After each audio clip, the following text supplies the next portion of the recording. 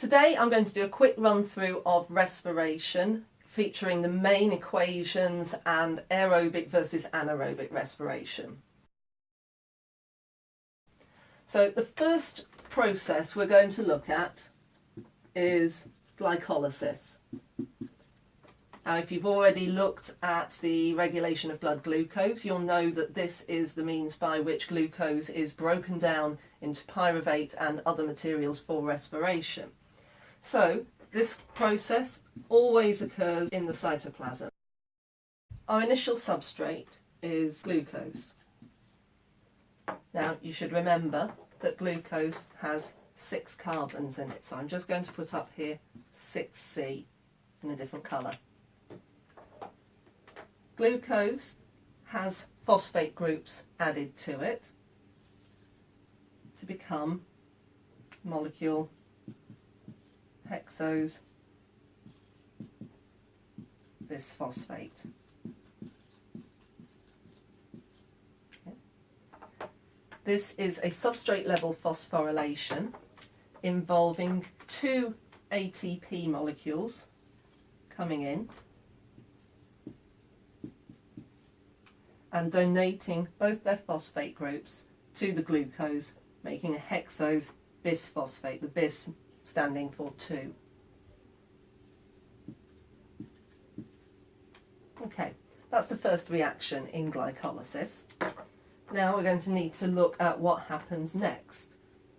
We've got still 6 carbons here, but this is the point at which the molecules become an awful lot smaller. So here, hexose bisphosphate is broken down into 2 molecules,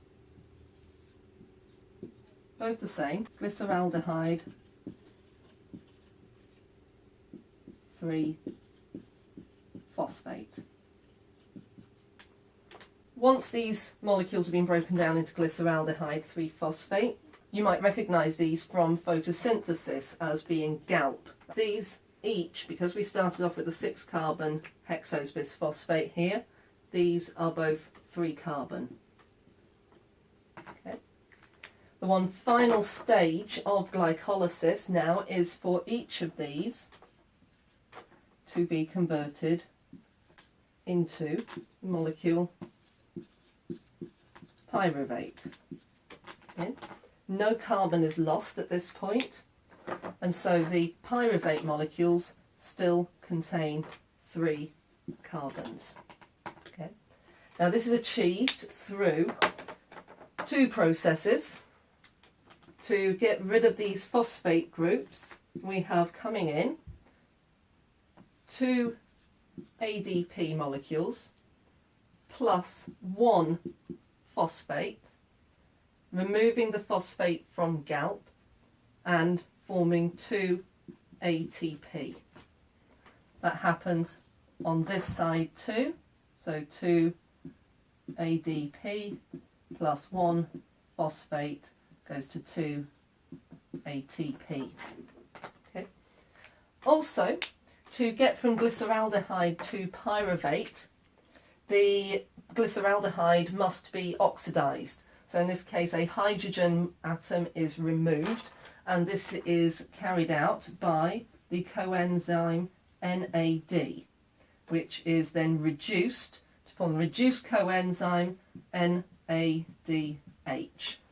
This happens on the other side as well. So at the end of glycolysis, we lost 2 ATP to form hexose bisphosphate. We have now gained 2 plus 2, 4 ATP.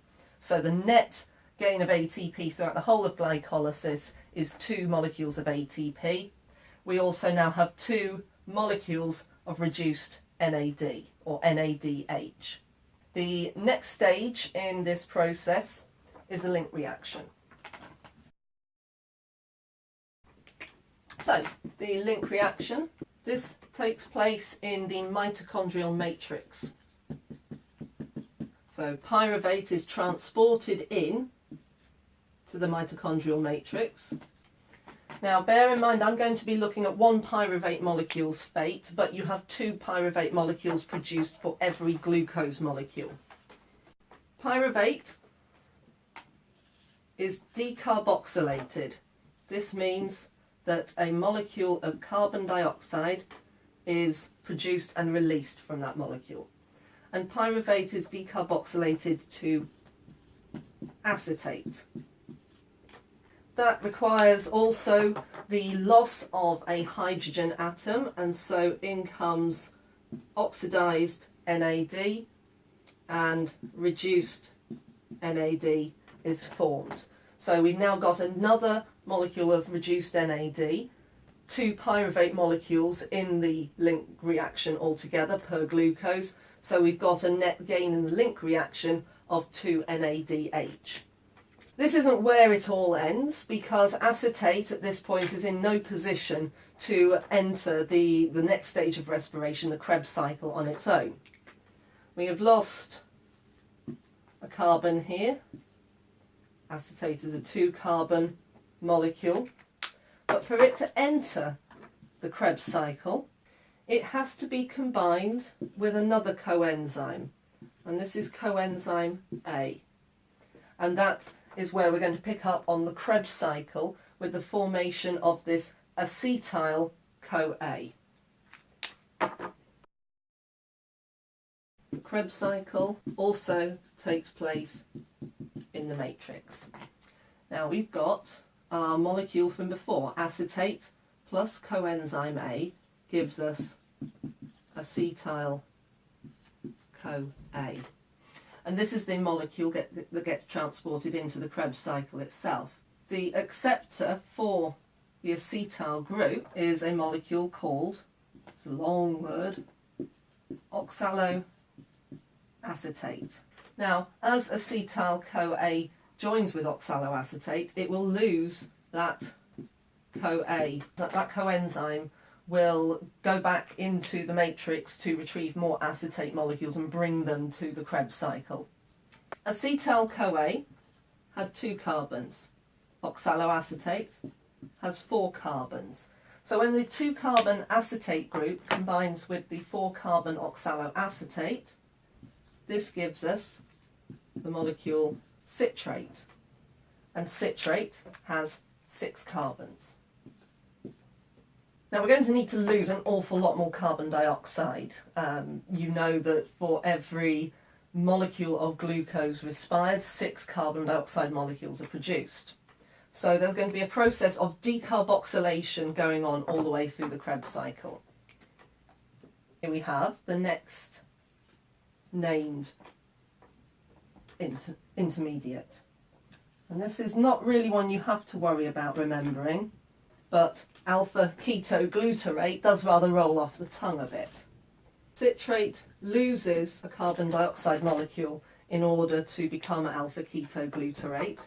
So this means that we now have a 5-carbon molecule in the Krebs cycle.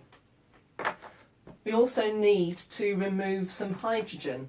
So again, we have our coenzymes coming in. Here is oxidized NAD, taking a hydrogen from citrate to form NADH. We still need to get back to this 4-carbon oxaloacetate. Now there are a substantial number of intermediate reactions that take place here between alpha ketoglutarate and oxaloacetate, but at A level it's not necessary for you to understand all of these individual processes. So instead we can just draw the cycle back to oxaloacetate. We remove a carbon dioxide molecule here, which restores the 4-carbon oxaloacetate. Now we've got a number of coenzymes at play here. For every Krebs cycle, between the 5-carbon and 4-carbon molecules, we will have 2 NAD picking up hydrogens to form 2 NADH. We've also got another coenzyme that will be involved in the next stage of respiration along with NAD, and this is FAD. So FAD again picks up a hydrogen and becomes FADH, or reduced FAD. And then we have some ATP produced as a result of this. So in comes an ADP plus phosphate, and we get a molecule of ATP produced as well. So that is essentially all that you need to worry about on the Krebs cycle. Now let's look at where it all goes after that. Bit of a long word to start off this bit with. Oxidative phosphorylation. At this point we've gone through the whole of aerobic respiration other than this final stage, and we haven't seen oxygen involved once. And you're probably going to get to the end of this bit and think, is that it? So this is a process, oxidative phosphorylation, that occurs on the membrane, the inner membrane of the mitochondrion, specifically on the cristae. So this is why we've got this massive enfolding of the inner membrane of the mitochondrion that provides the maximum surface area for this process to take place. Let's draw some proteins. Yeah, let's use some green. So I'm going to draw 3 proteins just to show the proteins involved in this process. And I'm going to show here the phospholipid bilayer of the inner membrane. So this is the intermembrane space, and this is the matrix. So these proteins here form part of what's called the electron transport chain. If you've already looked at photosynthesis, then you will have seen this being used in non-cyclic and cyclic photophosphorylation to produce small amounts of ATP. Now we've got our reduced coenzymes. So we've got NADH. We've also got FADH, but I'll just use NADH for now. NADH can dissociate into protons and electrons. These electrons have high energy and are picked up by the proteins and other molecules of the electron transport chain. And as the electrons bounce from protein, from electron carrier to electron carrier, some of that kinetic energy, some of that chemical energy is transferred to the proteins to allow them to pump through hydrogen ions. So we've got the hydrogen ions from here, and they are able to go straight through against their concentration gradient into the intermembrane space. And if you were to put a pH probe into the intermembrane space of a mitochondrion as it's respiring, then you would find there's a lower pH than you'd see in the matrix. So this energy is used to drive these hydrogen ions through into the intermembrane space against their concentration gradient. We don't always refer to it as active transport because it doesn't involve those proteins changing shape to pump the protons through in response to ATP release. In fact, this is where ATP is generated. So we've got this massive concentration of hydrogen ions here and a very low concentration of hydrogen ions back in the matrix. So there's a concentration gradient. And this is where one of my favourite enzymes comes in. Can you see why it's my favourite enzyme? Here, sitting in the membrane, is ATP synthase. And it has 2 main components. A long shaft-like structure that passes across the inner membrane of the mitochondrion, and this effectively a rotating section at the end. These are sometimes referred to as the stalked spheres or F1 particles if you look at a detailed diagram of the mitochondrion. And these hydrogen ions diffuse down the ATP synthase molecule, and as they do, the energy they lose is transferred to this rotating section of ATP synthase and used to drive the production of ATP. So we have coming in here ADP and a phosphate forming ATP. Now you're starting to say, okay Julia, but we still haven't seen what happens with oxygen. Oxygen's still not made an appearance here. Well, oxygen acts as the final electron acceptor for the electron transport chain. It also picks up the hydrogen ions. So if we were to take a half oxygen plus 2 protons plus 2 electrons, we would get 1 molecule of H2O. So here is where the oxygen comes in per glucose molecule, acting as the final electron acceptor. Now, if oxygen wasn't present, these electrons would have nowhere to be absorbed. There would be no means of removing these hydrogens from reduced NAD, and so there'd be no oxidized versions of the coenzymes available for the Krebs cycle, and that would break down. So if we were to look at anaerobic respiration, we find that the only process from all of this that can take place is glycolysis.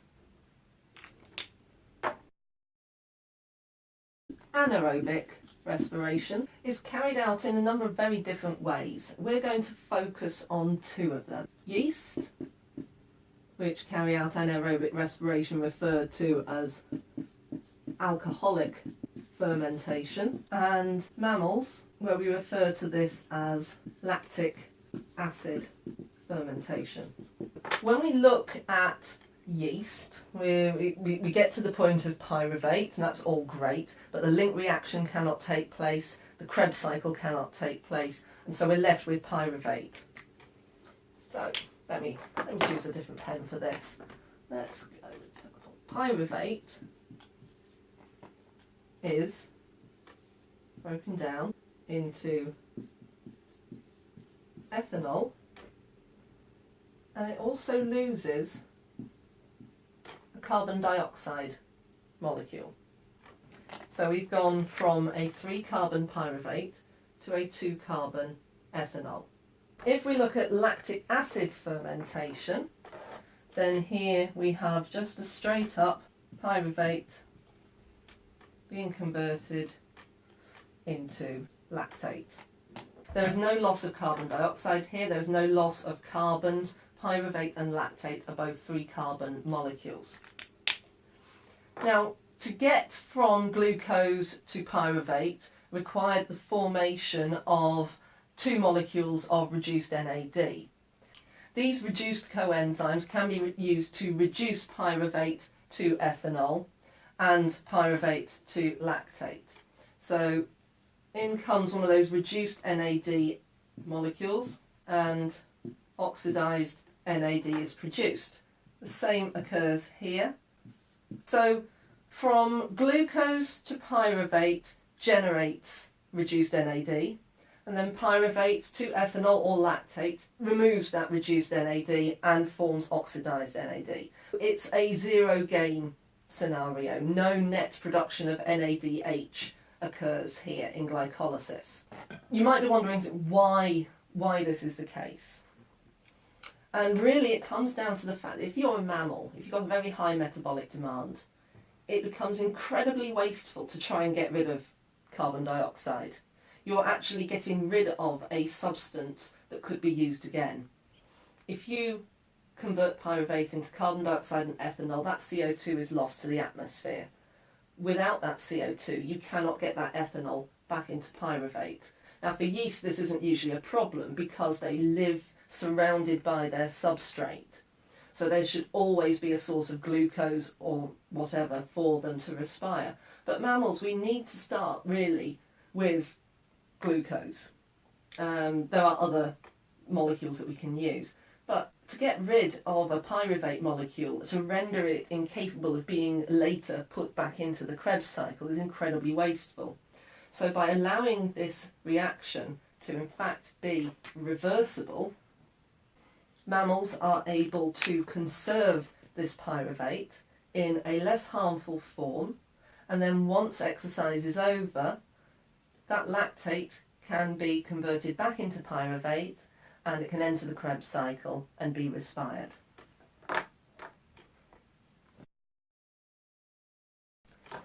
The final thing I want to look at is a brief discussion of the aerobic versus anaerobic respiration ATP yield.